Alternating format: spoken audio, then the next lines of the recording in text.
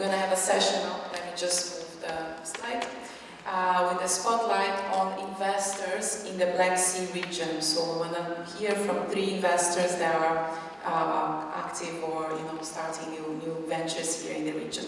So I'm going to call them to the stage, and then I'm going to pass the floor to my colleague Catherine. So I would like to welcome Pavel Velkov. So he's a partner in Morningside Capital Management. And Lebreton-Wolf. She's a partner in Blue Ventures. And also Mihai Sfintescu. He's a managing director of Abilito Capital. So welcome to the stage. Thank you.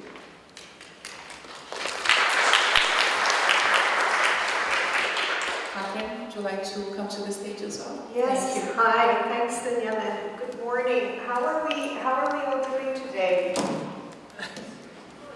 Yes. Are we good? Yes. Are we coffeeed up? Are we ready to start? That's great. Can I just note in this room? Can you, if you are a project that is looking for funding, or you are a startup, or you're a small and medium-sized firm with a very interesting technology or solution for the blue economy, can you raise your hand?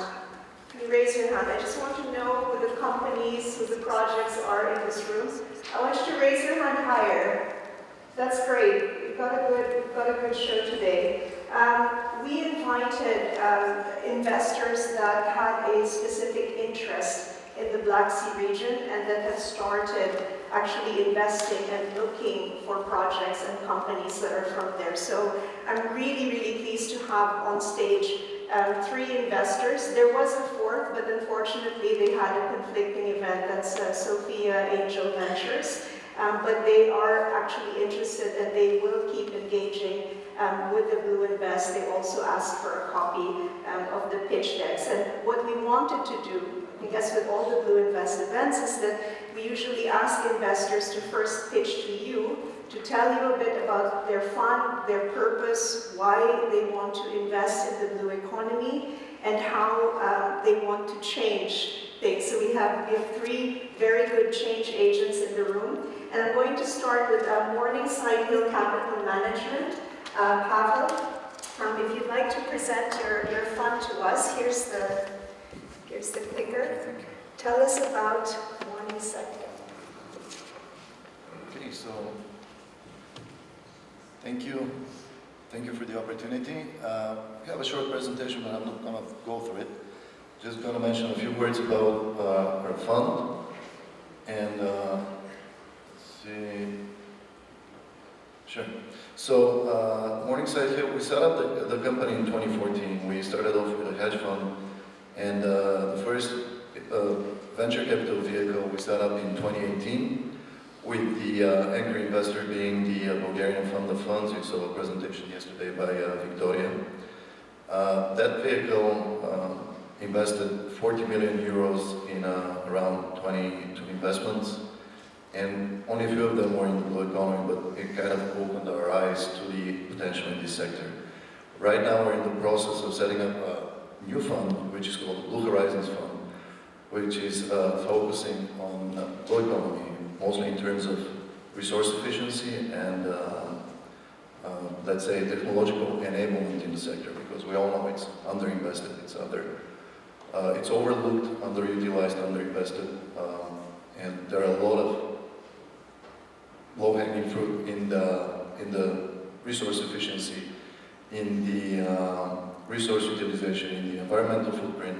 Quite a few of the areas there can benefit from investment. And as we saw, there's less than 10 companies at this event that are looking for capital, which kind of proves our point that there is not a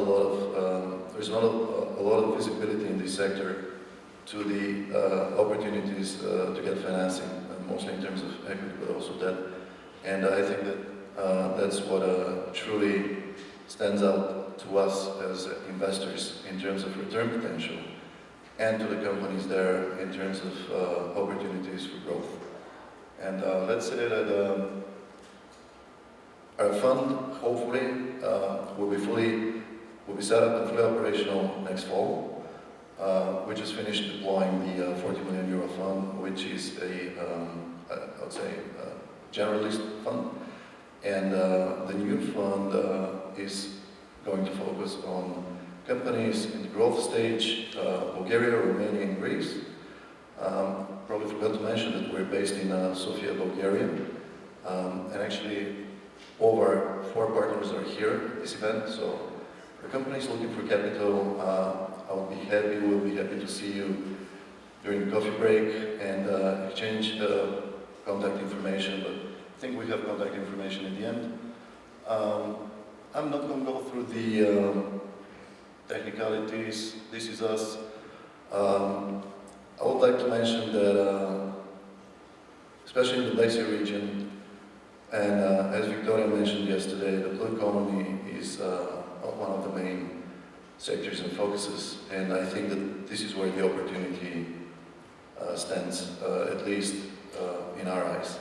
And we're very thankful to the European Commission, to the EIB, EIF, and all those initiatives, because we can clearly see that they are putting in a lot of effort to kind of not only revive something that was traditionally a big part of the economy in those countries before we were industrialized, let's say, but also because we have so much water resources in terms of sweet water. We have the Black Sea, and I think that there are a lot of opportunities to take advantage of the natural resources we have here, and especially the underutilization and kind of the mismatch between underutilization and the bad environmental footprint. And I think that all of this, for us as investors, can be translated to profit, and as well as to the companies interested in this sector. I don't want to take any more of your time. We'll be happy to talk during the break. Thank you. Thank you. That's interesting because it was also mentioned by Lazar yesterday, that there are so many opportunities. We might not have that many projects in the room right now, but we do have a lot of stakeholders, and so these are enablers from the ecosystem who do have access to and who are nurturing technology developers. So we had a lot of, I think, universities, but we also had some accelerators and incubators. What would be your message to these people who are nurturing people with ideas that want to set up? I think that the first step would be to join events like this. So thank you, BlueInvest and PwC for organizing this. And we can clearly see that just getting together, exchanging ideas, exchanging contact information is the first step to setting up a community that later we can just leverage on. And in all areas, we welcome research, we welcome, there's a lot of, in terms of technological transfer, it's a very interesting topic all by itself. But I encourage everybody to reach out to all the stakeholders in this room, including investors and companies. I think this is the way to go, considering the very, nascent state of the industry. That's great, thank you. And I think I just want to add to that as well. This event is organized by the Black Sea Assistance Mechanism, and as with BlueInvest, it really works when we all collaborate together. We're really grateful to the assistance mechanism, to DG Mare, to the European Commission for bringing stakeholders together and for encouraging these types of exchanges. In fact, a bit later, we're going to introduce as well a more detailed presentation for the Black Sea Accelerator. And I think it is these connections that really help, I think, to foster and to build up these ecosystems. And it's a good way to transition actually to Anne here, because Anne is a business angel, and she is actually a very known investor in the innovation space. So she's been very active, particularly with the European Innovation Council. She's a very good venture mentor. And so Anne, would you like to tell us a bit about what you do and the types of projects and ideas you support? Yes, thank you very much. Thank you very much for hosting this event, and thank you to the European Commission and also to PwC and BlueInvest. So I'll try to go to the slides. Right. Yes. So I just did the one. To open up the floor, of course, and to leave also some time for Q&A afterwards. So I have co-founded Good Only Ventures, so it's only 1.5 years old. It's a kind of fund, French-based, and we invest on 6 verticals. Now I've put only 5, but we're launching the 6th one, in partnership with NGOs and associations. So it's impact investing. We invest in pre-seed and seed rounds with follow-up money for Series A if there are. And so we focus on 6 SDGs in partnership on each SDG with one NGO. And now regarding the SDG 14, the one you're most interested in, of course, today, we have partnered with Surfrider, which is an association promoting the conservation and the care about all the maritime life, the ocean, and all the stream from land. What's happening on land ends up in the ocean. And so they are caring about ocean, but also what's behind. And so we have partnered with them, and we do investments with asking them and collaborating with them on the impact measurement. Now, to bounce to the introduction, what we have done is that we have invested in aquaculture so far, shrimp farming. We have also considered many other startups, but we are now in the process of deploying capital, so feel free to contact.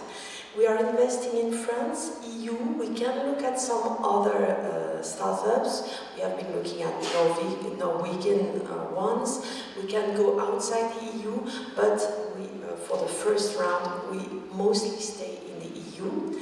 Now, as well, I'm a private investor, and I've been looking at some other startups, among which one I met at the BlueInvest Day last year, which is founded by Ukrainians, now located in France, and who are doing an intelligent way of monitoring ship onboard instruments with AI, of course. And now I've also invested as a private investor in this company. So feel free to reach out. Happy to present more if you have some questions, and I'll leave it to you. Thank you, Anne. Anne, actually, she gives really great advice, especially if you're starting out, so do reach out. She's also very well connected. And Anne, I think what we've been trying to encourage, and I think I'm feeling hopeful here, is to see more women starting companies and then also investing. So what would be your advice to women in tech? It's a very tough question because I just went through my own portfolio and trying to do a mass calculation on what were the success factors and the failure factors. And one of the ones that stand out is the startups which had the most trouble period to go through were the ones that were founded by solo women founders. And I really asked myself as a woman, but as an investor in general, what is the hurdle? What is the problem? Is it a psychological one? Is it capital attraction one? Is it management of the company? Is it taking the opportunity? I do not have the answer. But really, there's something to be aware of if you're a solo women founder, to get some help, get some mentorship, be as open as possible, just to be able to overcome this hurdle. Now, from a different point of view, the ones that have been the most successful were the companies where there was gender balance, or 2 or 3 men founding the company. And we advocate at Good Only Ventures, but I also really have a close look at it, for gender balanced startups. Because then you have different points of view. You do not have the bias from the female or the male side. And I think it's also a reflection about what our society wants to become. And so we really do not give an official bonus, but I really care about gender balanced companies, at least at C-level or founder's side. Because again, I think there's value on the long term in that scheme. Thank you so much, Anne. And I think that's such a relevant conversation, especially now given the emergence of AI in all technology. and how we're designing new products and also developing new skills, how we're designing the new workforce. We really need to have this kind of diversity. And so thank you as well, Anne, for introducing to us Mihai Sfintescu. And he's the managing director of Abilito Capital. So it's great that our investors are also themselves multipliers. So Mihai is also in the startup investment space. So very good to meet you, Mihai. Please tell us more. Yes, hello. My name. Thank you. Hello, my name is Mihai Sfintescu. I'm a venture capitalist. And I'm pleased to present you the plan that my partners and I have to raise a Romanian a tech transfer fund dedicated to Romania. Having been a jury member of the EIC Accelerator for the past 5 years, I've seen that there are numerous companies from, especially from Western Europe and Northern Europe, that come to us and that have been supported by tech transfer funds. Hence, I saw this opportunity of starting a tech transfer fund here in the region. And obviously, there are many benefits. There are there's long-term value creation, social impact, and also economic impact. Obviously, tech transfer boosts competitiveness, creates a highly skilled workforce, better paid jobs, increased exports, and so on. Now, looking at the Romanian market, we see that there are quite a bit of projects that have been funded by research and innovation grant providers, of about 1,000 projects per year. And then if we look at the venture market, we see that there are below 100 transactions per year. So obviously there is a big funding gap for research-based startups.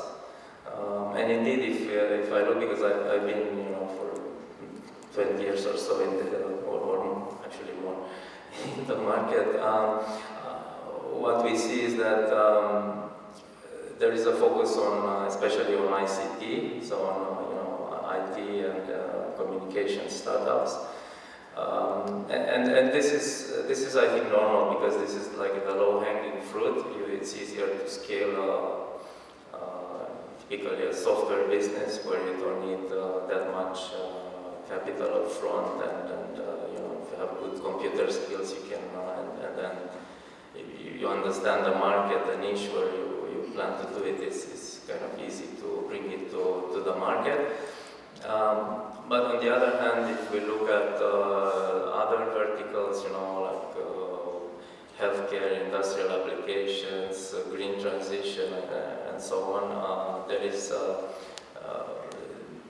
is much less capital available, because let's say the venture teams do not have a track record there. There is less experience. There is more capital that is needed, and therefore they kind of, in a normal way, prefer to stick to what they know.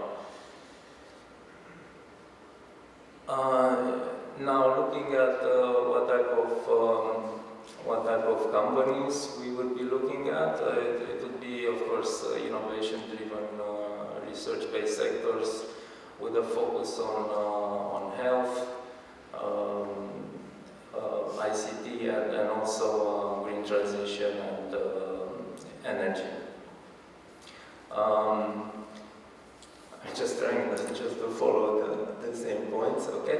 A very important point is that we plan to connect Romania with the international market, so we will be looking at projects that are innovations that can be applied anywhere, so not really looking for local businesses, but for companies that can scale globally, and obviously also in Europe, where there can be a lot of partnerships that can be envisaged. We would also want to see a strong IP or potential to develop IP, because this is the nature of a tech transfer fund. Also availability of proof of concept of our working prototype, because we plan to invest after there is some, let's say, technical validation for the business.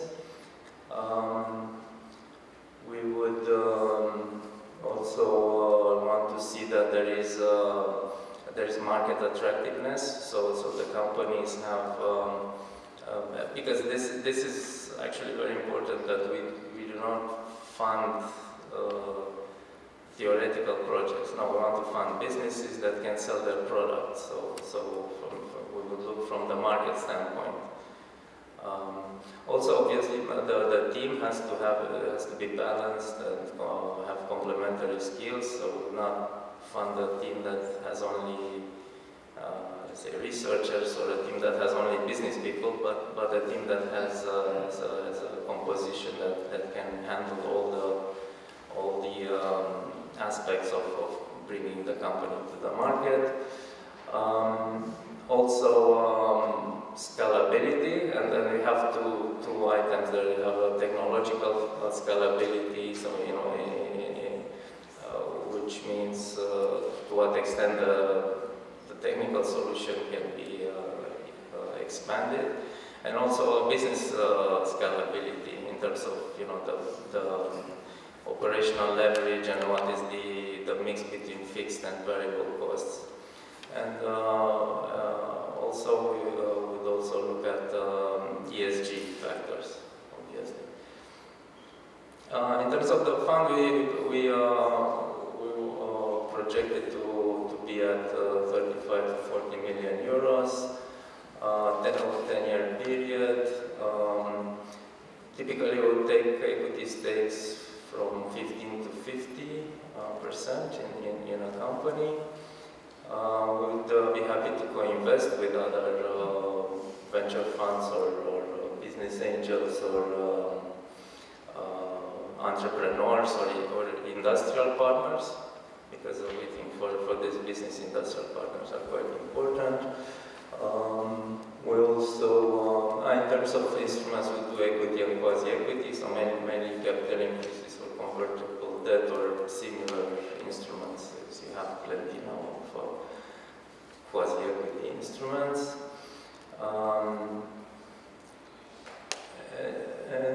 Yeah, so up to 4 million euros per company. And we would want to do entrepreneurial teams with IP, or it can be, or so let's say the plan is to outsource the technology. Then of course we'll do more at the IP, because the go-to-market will be done by the licensee. Of course, we would also assist the teams in raising additional capital, and we have quite a good network. I mean, as I said, I've been in the ESC Accelerator for 5 years, so I have personal contacts with mainly European investors, but also from US, because I'm a mentor in Founder Institute, which is California. Is based in California, so we're happy to bring additional capital for the successful startups. Yeah, thank you, European Commission, Government of Romania, and of course PwC as organizers for inviting me, and happy to take any questions if there are things. Yes, I want to make sure that we give as well in very good space for the companies. We've got 5 success stories who are looking to grow their businesses, and so I want to give them the space to do that. Before I switch over to the spotlight on companies, I just wanted to ask you, because you mentioned some really key elements to scaling. You mentioned a strong IP, proof of concept, the motivation to go international. Is there any particular one that you feel, to the coaches who are in the room, the people who are supporting businesses, is there one particular element you think with all the companies you've met and seen, one that the coach should be focusing on with them? I think in the region there is less emphasis on intellectual property, on IP. How you develop this IP. It's and if you look to the statistics, you'll see that countries from our region, the Black Sea region, are not among the top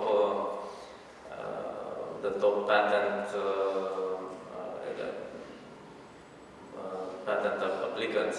So I'd encourage people coaches and also startups to think about how they can use their how they can patent and very importantly patent it globally, not just in the country of origin, because that has almost no value for the tiny economies that we have here. I mean, tiny if you look from a global standpoint. But fortunately, there are companies who do that, and I think you'll see my friend Florin present a bit on the IP side in a couple of minutes. Thank you. Thank you so much. Thanks to the investors, and if I can ask you to